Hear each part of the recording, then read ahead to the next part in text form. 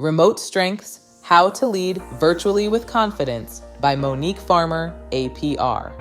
I'll never forget the day my kitchen table became my conference room. It was early 2020. The world had just shifted under our feet, and like millions of professionals, I was learning to lead in a whole new way, through a screen. One minute I was writing lesson plans and creating comm strategies from an office with whiteboards and water cooler chatter. The next, I was adjusting to the digital silence of Slack pings and Zoom lag. I found myself asking, can I really lead from here? What I discovered then, and what I've seen time and again since, is that distance doesn't limit a leader who empowers their team. It magnifies your strengths and forces you to sharpen your skills. Remote leadership isn't a compromise.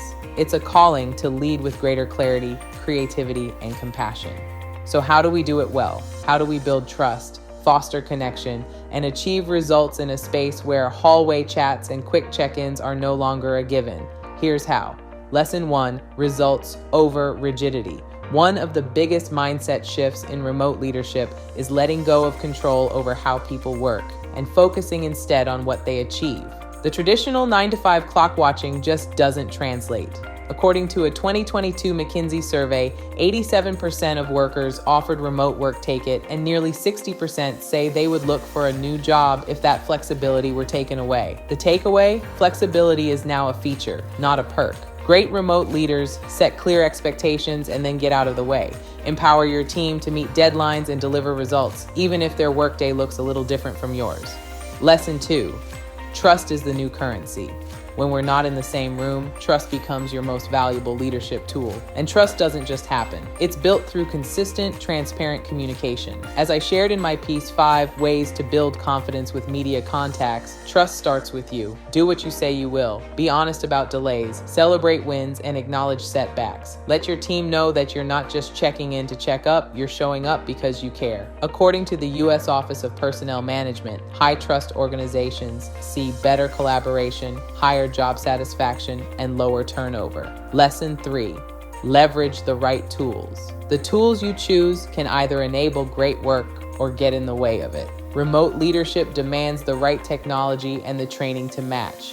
Think beyond video calls. Use project management platforms like Asana or ClickUp to align efforts. Slack and Teams for quick updates. And don't forget about asynchronous tools like Loom for recorded video updates that save time and increase clarity. In my article, How PR Pros Can Keep Up with Evolving Technology, I emphasize embracing new tech, even when it feels overwhelming. AI and automation can lighten the load, but they can't replace the human touch. That's your job.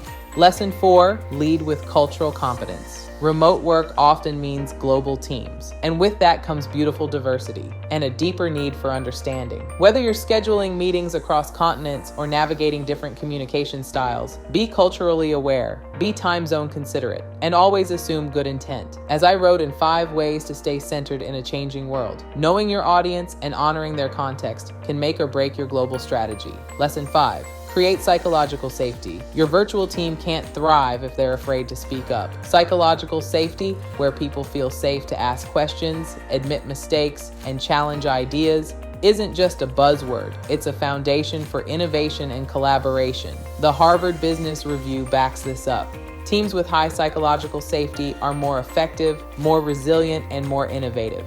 Check in often, normalize learning from failure, and celebrate those who bring fresh perspectives. Lesson 6, over-communicate with purpose. You don't need more meetings. You need more meaning in your communication. In remote leadership, clarity beats cleverness every time. Make your goals plain. Repeat what matters. Use multiple channels and formats. In a crisis, it's even more vital. As I outlined in 5 steps for navigating the first hour of a crisis, early, clear communication sets the tone for everything that follows. Final thought, remote isn't a roadblock, it's a runway. Yes, remote leadership is different. Yes, it has its challenges, but it's also a tremendous opportunity to reimagine how we lead. You have the tools, you have the trust. Now lean into it, because here's the truth. Leadership has never been about proximity, it's about purpose. And when you lead with intention, connection, and courage, you won't just lead well, you'll elevate everyone around you.